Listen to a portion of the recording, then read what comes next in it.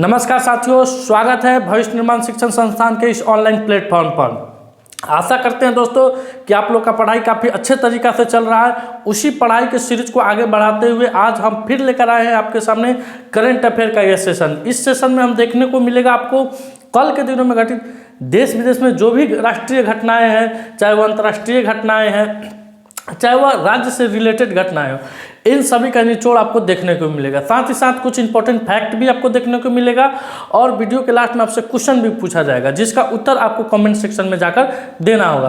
तो चलिए शुरू करते हैं आज का सेशन।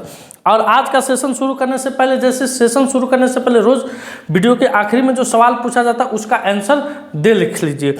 यानी कल का जो क्वेश्चन था, हाल ही में बिहार को स्वच्छता के क्षेत्र में कितने ISC FICCI अवार्ड मिले हैं, तो दोस्तों इसका करेक्ट उत्तर हो जाएगा 3। यानी बिहार को स्वच्छता के क्षेत्र में 3 ISC अवार्ड मिले हैं। चलिए शुरू करते हैं आज का सेशन। आज का सेशन का दोस्तों मेरा पहला क्वेश्चन है, वीर बाल दिवस कब मनाया जाता है, क्यों मनाया जाता है दोस्तों? ये हिंदुस्तान है दोस्तों, इसे भारत के भी नाम से जाना जाता है, इंडिया के भी नाम से जाना जाता है, आर्यावर्त के भी नाम से जाना जाता है।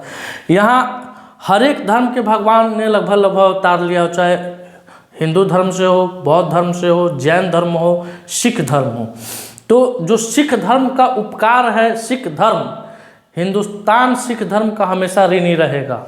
जब तक हिंदुस्तान है सिख धर्म का ऋणी रहेगा। क्यों ऋणी रहेगा, इन सब चीज़ों पर हम चर्चा करते हैं दोस्तों। वीर बाल दिवस गुरु गोविंद सिंह यानी सिख धर्म के जो 10वें गुरु थे, जिनका जन्म स्थान पटना साहिब बिहार में पड़ता है, उनके 4 बच्चा को, 2 बच्चा को जिंदा दीवार में चुनवा दिया गया था मुगलों के द्वारा। किसके द्वारा? मुगलों के द्वारा 2 बच्चे को जिंदा दीवार में चुनवा दिया गया था और 2 बच्चे को इस्लाम न कबूल करने पर जिंदा उसे जला दिया गया था, माफ़ कीजिएगा, दफन कर दिया गया था।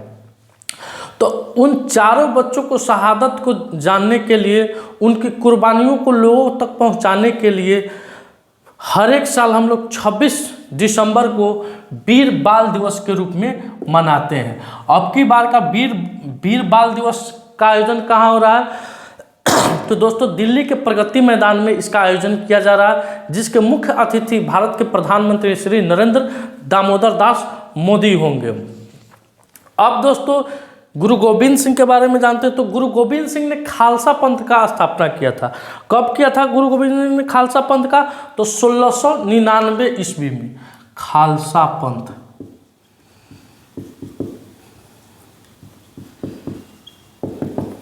1699 ईस्वी में गुरु गोविंद सिंह के द्वारा किया गया था। अब आपके सामने 3 ऑप्शन और बच गए हैं दोस्तों, तो जान लेते हैं ऑप्शन नंबर 1 की कहानी। 24 दिसंबर, तो 24 दिसंबर को हम लोग राष्ट्रीय उपभोक्ता दिवस के भी रूप में मनाते हैं।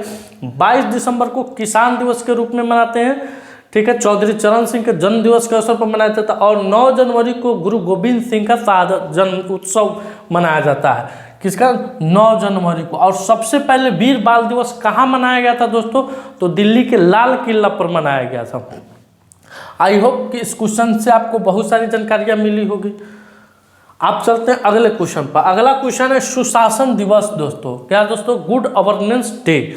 इसका इंग्लिश होता है गुड गवर्नेंस डे। भारत के किस प्रधानमंत्री के जन्म दिवस के अवसर पर मनाया जाता है? यानी सुशासन दिवस हम लोग भारत के किस प्रधानमंत्री के जन्म दिवस पर मनाते हैं? आपके सामने 4 ऑप्शन दिया गया। एक चौधरी चरण सिंह है, मनमोहन सिंह है, राजीव गांधी और अटल बिहारी वाजपेयी है। तो दोस्तों सुशासन दिवस हम लोग अटल बिहारी वाजपेयी के, यानी भारत रत्न से सम्मानित भारत के पूर्व प्रधानमंत्री अटल बिहारी वाजपेयी जी के जन्म दिवस के अवसर पर हम लोग हर एक साल 25 दिसंबर को सुशासन दिवस के रूप में मनाते हैं। कब मनाते हैं? 25 दिसंबर को सुशासन दिवस के रूप में मनाते हैं। आइए दोस्तों अगले क्वेश्चन पर चलते हैं। किस राज्य सरकार की पुलिस ने मिशन इन्वेस्टिगेशन @25 डेज शुरू किया है? दोस्तों ये मेरे बैच का रिपीटेड क्वेश्चन है। जब इसकी घोषणा की गई थी तो इसके बारे में हमने आपको सबसे पहले बताया था। यूट्यूब के इतिहास पर सबसे पहले आपको मैंने इसकी सूचना दी थी। आप देख सकते हैं। अगर मेरा क्लास रेगुलर कर रहे हैं तो आप अन्य टीचर कब उसको बताया था और मेरा वीडियो कब बताया गया, इसको आप देख सकते हैं। इसको एक बार और लाने का पीछे मेरा मकसद था कि इसको आपको तरोताज़ा कर दिया जाए कि राज्य सरकार की पुलिस ने मिशन इन्वेस्टिगेशन @25 शुरू किया है। ऑप्शन है बिहार, यूपी, झारखंड और गोवा। तो जानते हैं पहले इसके अंदर की बात को कि मिशन इन्वेस्टिगेशन @25 क्या है दोस्तों। तो दोस्तों यह बिहार पुलिस के द्वारा बिहार सरकार के पुलिस के द्वारा चलाया गया एक विशेष अभियान है जो कि 1 जनवरी 2024 से लागू होगा। कब से लागू होगा? 1 जनवरी 2024 से यह लागू होगा पूरे बिहार के थाना में। इसमें क्या होगा दोस्तों कि अंडर 75 दिन के अंदर इसमें सारी कानूनी प्रक्रिया, यानी अगर कोई मामला उजागर हो रहा है किसी थाना में तो उसको 75 दिन के अंदर में निपटाकर उसको न्यायिक प्रक्रिया में लाकर चार्जशीट दाखिल करके और आरोपी को पकड़ के न्यायालय के सामने प्रस्तुत करके जो उसको सज़ा मिलना हो 75 दिन के अंदर इस प्रक्रिया को पूरा किया जाएगा। साथ ही साथ हर एक महीना के अंदर में राज्य के सभी थानों का निरीक्षण होगा, जांच होगा, एक पैनल बैठेगा, कमेटी बैठेगी जो जांच करेगी और जांच के अंतर्गत देखा जाएगा कि 1 जनवरी 2024 के बाद किस थाना में कितना रिपोर्ट रपट, हम लोग यहाँ की भाषा में रपट बोलते हैं, रपट दर्ज की गई है और उस रिपोर्ट पर कितना काम हुआ है अभी तक। और जो थाना अव्वल आएगा उसको पुरस्कृत भी किया जाएगा और जो थाना इसमें लचर प्रदर्शन किया जाएगा करेगा उसको पनिशमेंट भी मिलेगा, दंड भी मिलेगा। तो यह बिहार सरकार के द्वारा, बिहार पुलिस के द्वारा इस योजना को शुरुआत किया गया है, मिशन इन्वेस्टिगेशन @25 अब बढ़ते हैं अगला क्वेश्चन। अगला क्वेश्चन है कि 18वें भोजपुरी फिल्म पुरस्कार 2023 में सर्वश्रेष्ठ अभिनेत्री का पुरस्कार किसे दिया गया है। तो दोस्तों अभी 18वें भोजपुरी फिल्म पुरस्कार 2023 इसका आयोजन मुंबई में हुआ था। तो यहाँ लिख लेते हैं इसका आयोजन कहाँ हुआ था।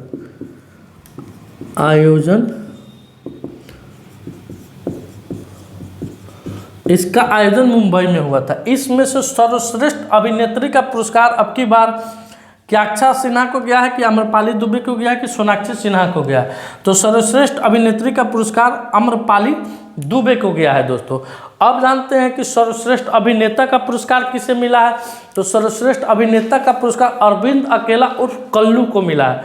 आप लोग नाम जरूर सुने होइएगा, बिहार यूपी वाले के बीच ये दोनों कलाकार काफ़ी लोकप्रिय हैं। कौन? अरविंद अकेला सर्वश्रेष्ठ अभिनेता लिख दे रहे हैं।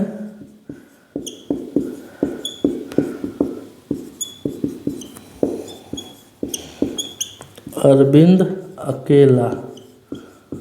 और सर्वश्रेष्ठ डायरेक्टर का पुरस्कार किसे मिला है दोस्तों? तो प्रमोद शास्त्री, डायरेक्टर प्रमोद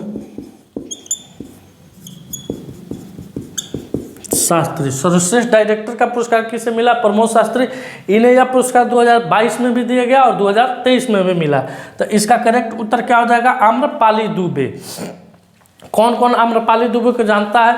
जो जानता है कौन फिल्म उसका फेमस है थोड़ा कमेंट सेक्शन में आप लोग बताइएगा। चलिए अब अगला क्वेश्चन की तरफ बढ़ते हैं। आईपीएल के नए नियम के अनुसार 1 ओवर में कितने बाउंसर डाले जा सकते हैं? तो दोस्तों आईपीएल में एक नया नियम, नया बदलाव आया है। क्या है बदलाव?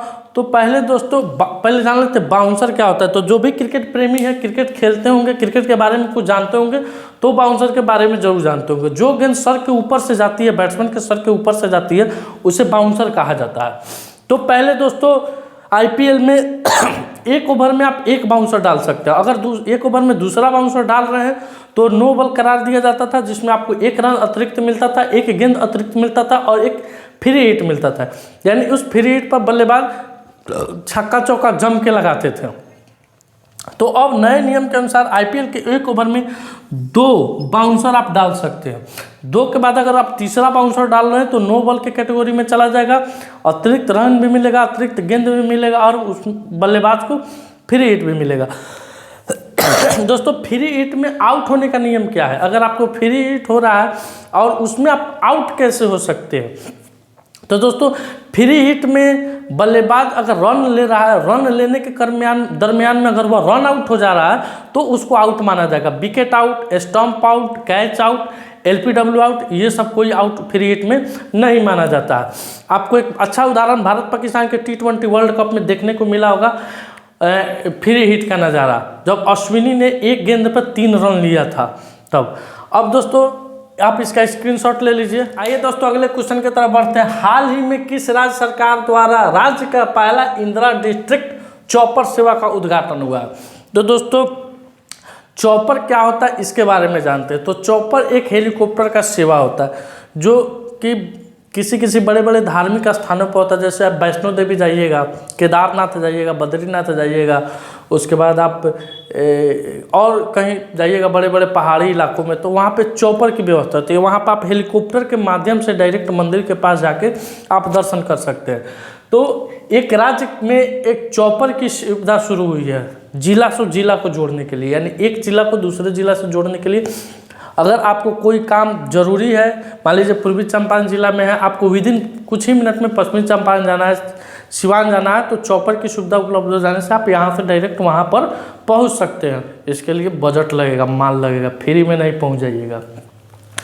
तो दोस्तों अभी यूपी के मुख्यमंत्री योगी आदित्यनाथ के द्वारा यूपी के दोस्तों आगरा के बंटेश्वर गांव में, आगरा के बंटेश्वर गांव लिख दे रहे हैं यहाँ पे, आगरा के बंटेश्वर गांव से मथुरा के बीच, कहाँ? मथुरा के बीच इस चॉपर का उद्घाटन हुआ। किनके जन्मदिवस के अवसर पर हुआ है? तो भारत के पूर्व प्रधानमंत्री अटल बिहारी वाजपेयी जी के जन्मदिवस के अवसर पर इस चॉपर का उद्घाटन हुआ। तो इसका उत्तर क्या हो जाएगा? यूपी हो जाएगा। योगी आदित्यनाथ के द्वारा इसका उद्घाटन किया गया है। अब बढ़ते हैं अगले क्वेश्चन की तरफ। किस राज्य सरकार ने गिग वर्कर्स के लिए 5 लाख रुपए का दुर्घटना बीमा पेश किया है? आपके सामने 4 ऑप्शन है, राजस्थान, कर्नाटक, तेलंगाना और आंध्र प्रदेश। इसका उत्तर आपको देना है। तो दोस्तों इस क्वेश्चन को जानने से पहले एक बात और जान लेते हैं कि गिग वर्कर्स के लिए सबसे पहले दुर्घटना बीमा पेश करने वाला पहला राज्य कौन था? यानी गिग वर्कर के लिए सबसे पहले दुर्घटना बीमा पेश करने वाला पहला राज्य कौन था? तो राजस्थान था। अब गिग वर्कर्स के लिए 5 लाख रुपए का, कितना? 5 लाख रुपए का दुर्घटना बीमा पेश करने वाला अब राज्य कौन बना है? अच्छा, पहला राज्य तो राजस्थान था, मान लिए आप लोग। दूसरा राज्य कौन था गिग वर्कर के लिए दुर्घटना बीमा पेश करने के लिए? हाँ से इसलिए रहा है कि सामने स्टूडेंट है, वो लोग आंसर दिया है।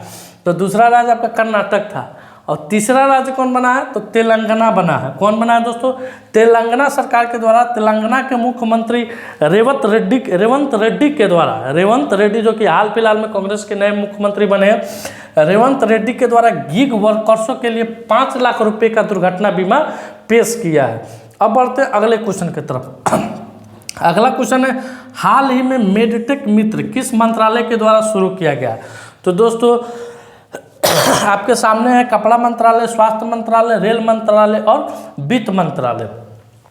तो इसका उत्तर होगा स्वास्थ्य मंत्रालय। स्वास्थ्य मंत्रालय के द्वारा मेडिटेक मित्र का शुरुआत किया गया। इसमें 2047 तक भारत के स्वास्थ्य के क्षेत्र में संपूर्ण विकास का लक्ष्य रखा गया। यानी स्वास्थ्य के क्षेत्र में अभी जो भी बाधाएं आ रही है, उन सभी बाधाओं, उन चुनौतियों को पार करते हुए 2047 तक भारत को स्वास्थ्य के क्षेत्र में एक विकसित राष्ट्र के रूप में देखना, ये किसका काम होगा? मेडिटेक मित्र का काम होगा दोस्तों। और इसमें युवाओं के ऊपर खास जोर दिया गया है, क्योंकि युवा ही स्वास्थ्य को क्षेत्र को बेहतर बना सकते हैं। जैसे कि कोरोना काल में देखिए किस तरह से वैक्सीन का आविष्कार हुआ, किस तरह से जोर शोर से टीकाकरण चला, हमने दूसरे देशों को भी टीका उपलब्ध कराया। अब कपड़ा मंत्रालय, तो अभी कपड़ा मंत्रालय द्वारा पटसन ऐप लॉन्च किया गया, पार्ट ऐप जिसका नाम होता है, पार्ट ऐप लॉन्च किया गया है। तो कपड़ा मंत्रालय के अभी मंत्री कौन है वर्तमान में, इसको बताना है आपको। रेल मंत्रालय ने कवच सिस्टम लॉन्च किया है, इसके मंत्री कौन है। और वित्त मंत्रालय जो कि अभी पूर्ण रूप से एक महिला इसको चला रही है, जो कि भारत के इतिहास में पहली बार कोई महिला वित्त मंत्री है जो अपना कार्यकाल को पूर्ण करेगी। तो जानते हैं कपड़ा मंत्रालय दोस्तों ये पीयूष गोयल है। इनके पास पहले रेल मंत्रालय था, लेकिन रेल मंत्रालय से हटाकर अभी इन्हें कपड़ा मंत्रालय दिया गया। स्वास्थ्य मंत्रालय मनसुख मंडाविया जी थे। रेल मंत्रालय अश्विनी वैष्णव जी है। और वित्त मंत्रालय हमारी निर्मला यानी निर्मला सीतारमण जी है। आइए अब अगले क्वेश्चन पर चलते हैं। हाल ही में नमक कार्गो लॉजिस्टिक सेवाएं कहाँ शुरू की गई है? तो दोस्तों नमक कार्गो लॉजिस्टिक सेवा एक ट्रक है दोस्तों। यह ट्रक अत्याधुनिक सुविधाओं से लैस है। इस ट्रक का उद्घाटन अभी कर्नाटक में हुआ है। कहाँ हुआ दोस्तों? कर्नाटक में हुआ। अभी 20 ट्रक को लॉन्च किया गया। इस ट्रक में की खास सुविधा है कि यह समय से माल को एक जगह से दूसरी जगह तक पहुंचाएगा और यह अत्याधुनिक सुविधाओं से लैस होगा। तो इसका नाम क्या दिया गया? नम्मा कार्गो लॉजिस्टिक सेवा। कहाँ शुरू हुआ? कर्नाटक में शुरू हुआ। अब आइए, हाल ही में किसने प्रोजेक्ट प्रयास लॉन्च किया है? तो दोस्तों प्रोजेक्ट प्रयास क्या है? हम अगर एक देश से दूसरे देश में कमाने जाते हैं, किसी काम के उद्देश्य से जाते हैं, काम करने जाते हैं या पढ़ने जाते हैं या किसी अन्य काम से जाते हैं, तो उस देश के बारे में जानकारी हमको रखना होगा। तो वह किस ऐप में मिलेगा? प्रोजेक्ट प्रयास के द्वारा शुरू किया। इसको किसने शुरू किया? तो IOM ने शुरू किया, इंटरनेशनल ऑर्गेनाइजेशन फेडरेशन के माइग्रेशन के द्वारा इसको शुरू किया गया। अब इसका मुख्यालय कहाँ है? तो इसका मुख्यालय और WHO का मुख्यालय, दोनों का मुख्यालय कहाँ है दोस्तों? जनेवा में। दोस्तों आप इसका स्क्रीनशॉट ले सकते हैं। दोस्तों आज का जो मेरा सवाल है कि वर्तमान में संयुक्त राष्ट्र सलाहकार समिति का सदस्य किसे चुना गया? आपके सामने 4 ऑप्शन है। प्रवीण मधुकर पवार, सुरेंद्र कुमार आधना, हीरालाल समारिया और इनमें से कोई नहीं, यानी श्री राम जय जय राम चौथा ऑप्शन है। तो आपको इसका उत्तर दोस्तों कमेंट सेक्शन में जाकर देना है। दोस्तों यह वीडियो मेरा समाप्त हुआ, यानी आज का सेशन मेरा समाप्त हुआ। अगर यह वीडियो आपको अच्छा लगे कि आपकी परीक्षा के दृष्टिकोण से हेल्पफुल है, तो वीडियो को लाइक कीजिएगा, शेयर कीजिएगा। अगर आप चैनल पर नए आए हैं तो चैनल को सब्सक्राइब कीजिएगा। मिलते हैं आपसे अगले वीडियो में, तब तक के लिए धन्यवाद। भारत माता की जय।